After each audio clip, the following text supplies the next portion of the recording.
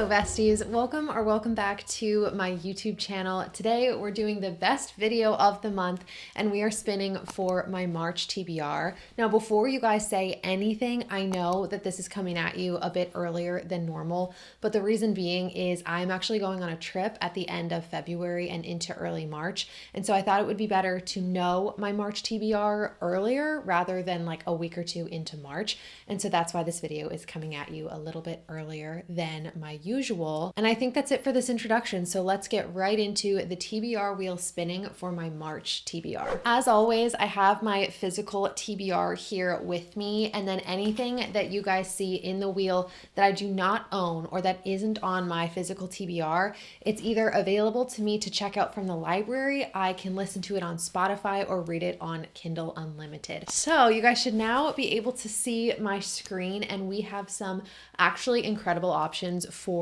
the month of March. I'm actually so excited. There's a few books that I really want, and we'll talk about that later, but I think I'm just gonna go for it and spin for our first book. You guys might know this already, but my birthday is actually in March, and I just love like spring reading and the transitional season. So I'm so curious what we're going to be reading in my birthday month, and we're off to a banging start. This is good. The first book that the TBR wheel has chosen for the month of March is Better Than the Movies by Lynn Painter. This is a book you guys might remember is on my 10 books to read in 2026 list. I told myself that even though I don't usually enjoy YA romances, I was going to listen to my subscriber besties who all say that even if you don't love YA romance, you should still try out Lynn Painter, and specifically try out Better Than the Movies from Lynn Painter. I know that this book is an homage to rom-com movies, and I believe I don't know if it's the female main character or the male main character, but they are hopeless romantics, and the beginning of every chapter I think has like a quote or a line from a famous rom-com. So yeah, here it says, "Love is patient, love is kind, love means slowly losing your mind," and that's a quote from 27 Dresses that goes all throughout this book. I also know that there is a lot of emotional depth in here. I believe one of our main characters is dealing a lot with grief, and that's literally it. You guys know I kind of like to go into my books a little bit blind. Book number 1, Better Than the Movies by Lynn Painter. I'm excited.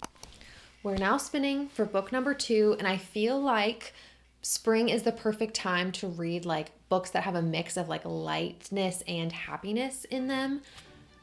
Book number 2, How to Write a Love Story by Catherine Walsh. Yay, this is exactly what I mean. What I was saying before though is I feel like spring and fall also are really good times to read books that have a little bit of everything in them. In the winter, I'm more open to reading like dark thrillers or fantasies, like intense books.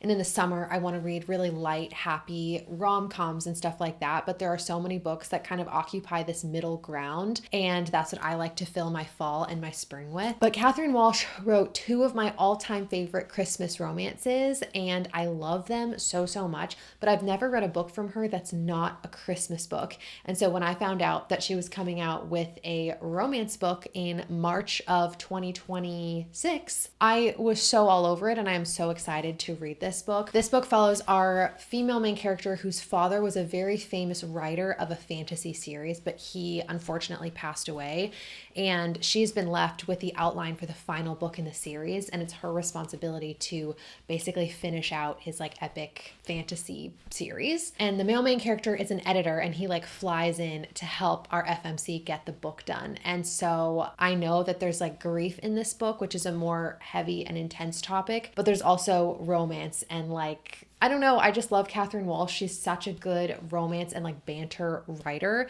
And so I'm just so over the moon excited that this book is coming out and that it's going to be a book from her that's not a Christmas book.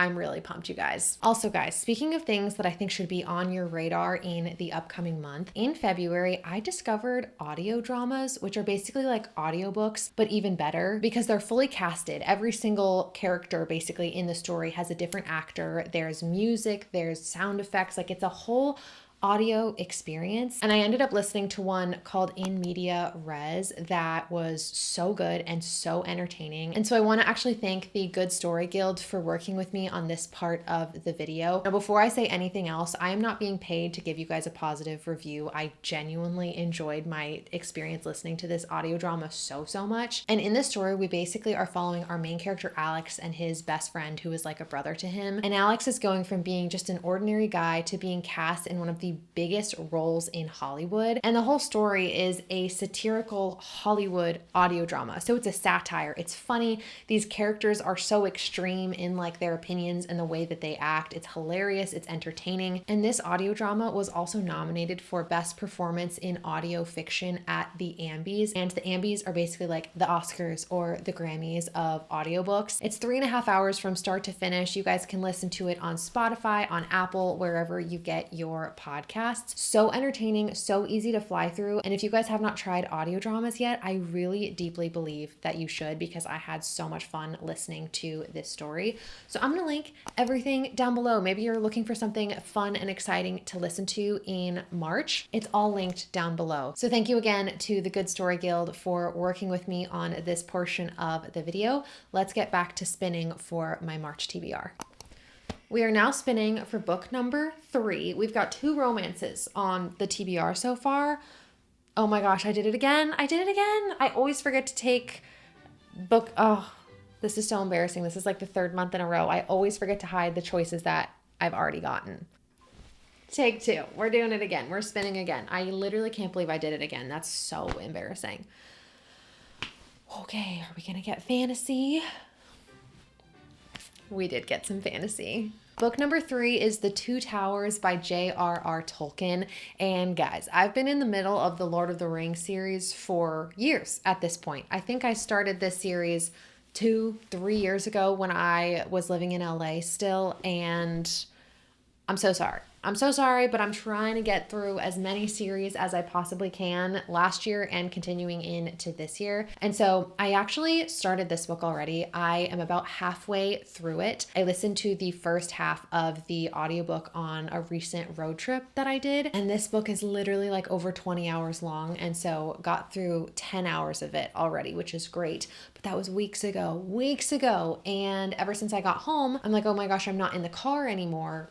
I'm not listening to The Two Towers. And so I put it in the TBR wheel because I feel like it would be a good push to be like, okay, this is a priority again for the month ahead. You are going to listen to this audiobook and you are going to finish it. Also, it is available to me on Kindle Unlimited. So if I want to read it on my Kindle, I can do so there. I'm really excited about this. I'm a huge Lord of the Rings fan. I actually just rewatched all of the films. So I was just kind of in a Lord of the Rings season of life. If you guys haven't read these books already, I won't get into the synopsis because I feel like everyone knows generally something about it.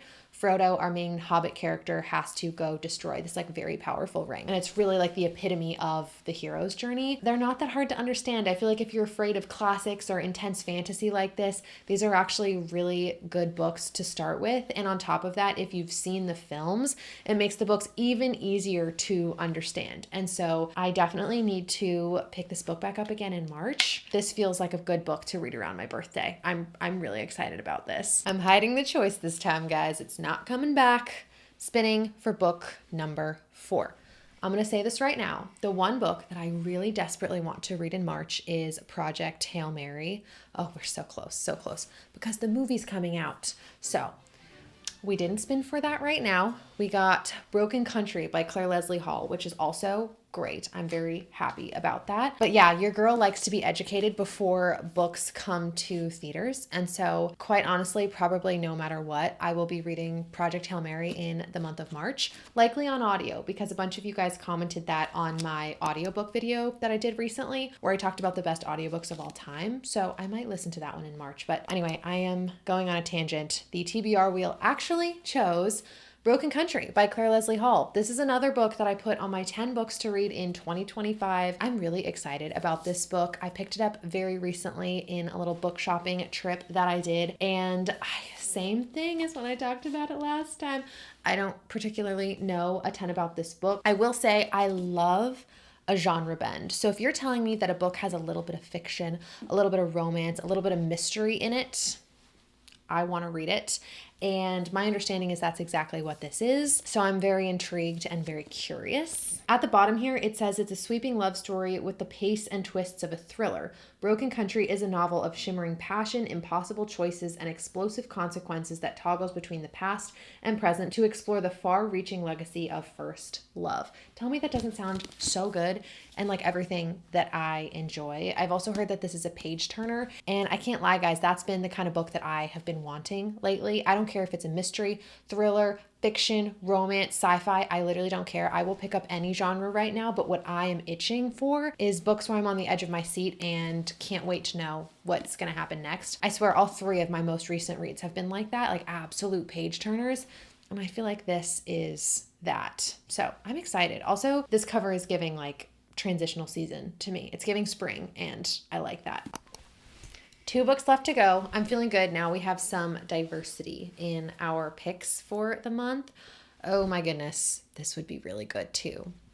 Yeah, Glow of the Everflame by Penn Cole. Book number 5 is officially Glow of the Everflame by Penn Cole. I just recently finished Spark of the Everflame by Penn Cole, which is book 1 in this fantasy series, and I loved it. Like, I loved it. Capital L, loved it. I thought it was so good, so entertaining, such a page turner. And I just talked about it recently in my video where I talked about books to get you out of a reading slump, because that book single-handedly got me out of a book slump. In the first book, we basically are in this world where the earth, I guess, or like the lands, were colonized by the gods, and then gods mated with mortals and had children called descended. And in present day, there's descended living in one area and humans, mortals, living in another. Our main character, Diem, her and her mother are healers, and her mother goes missing. But Diem's mother had work that she would do in the palace with the descended, and Diem kind of gets wrapped up in a bunch of things that her mother was involved in. And it was really good and really entertaining. And so I really want to continue the momentum with this series while it's fresh on my mind. The first book ended crazy town, like crazy town. Did I expect part of that ending? Yes, but oh my God, the other half of it, I had no freaking idea. So I'm really excited that Glow of the Everflame got chosen because it's on Kindle Unlimited, so slay, and I just really want to continue the series. Okay, we have 1 book left. This is always the saddest part because I'm looking at all these and I want to read them all. What's a girl to do besides let fate decide and also hope that fate chooses Project Hail Mary? Darn it. Okay, well, you guys already know what's probably going to happen regardless. I'm just being honest here. A Gathering of Shadows by V.E. Schwab. I won't drone on about this book for too long because the real ones know that I'm obsessed with the Darker Shade of Magic series. I reread A Darker Shade of Magic book 1 for the 3rd time in December, and I want to continue my reread. You guys might be able to see I am really into continuing series right now, and so I'm trying to keep that as a priority, both with the books in my TBR wheel and just like the books that I'm buying and putting on my shelf. But if you are somehow unfamiliar with this series because you haven't heard me yap about it in every video in the history of ever, this series basically, there are 4 different Londons, and each London has a different amount of magic in it. So there's Grey London, which has no magic. That's our London. Then there is White London with some magic, Red London, which has flourishing amounts of magic, and Black London, which is like taboo and nobody talks about it. And our main character, Kel, is a special type of magician called an Antari, and he can move between these like universes, but most other people can't. And right at the beginning, he gets in a little bit of trouble for smuggling items across Londons, and you're like, not supposed to do that. So it is so good, and I really want to reread the 2nd book because that's my favorite. So I'm excited. That would be such a good birthday gift to myself, is rereading my favorite book. I think I'm going to do that. End of March. Mark my words. I'm going to be rereading A Gathering of Shadows. Guys, the TBR wheel did not really pick that many books from the physical TBR, but that's okay. Now let's review the official March TBR. First up, we had Better Than the Movies by Lynn Painter, Broken Country by Claire Leslie Hall, The Two Towers by J.R.R. Tolkien, A Gathering of Shadows by V.E. Schwab, Glow of the Everflame by Penn Cole, and How to Write a Love Story by Catherine Walsh. If you guys have read any of these books, please let me know down below, and also I would absolutely love to hear what books are on on your March TBR. And lastly, don't forget to check out In Media Res, which I'm gonna link in my description box down below. Cannot stress enough how incredible of an audio experience this was, and also just the story was so entertaining. And yeah, I'm really not just saying that. You guys should please absolutely go check it out. And finally, if you guys made it all the way here, comment down below movie popcorn for Better Than the Movies. But I think that's gonna be it from me. I hope you guys are having the absolute best day and the absolute best reading month, and I will see you in the next one. Bye.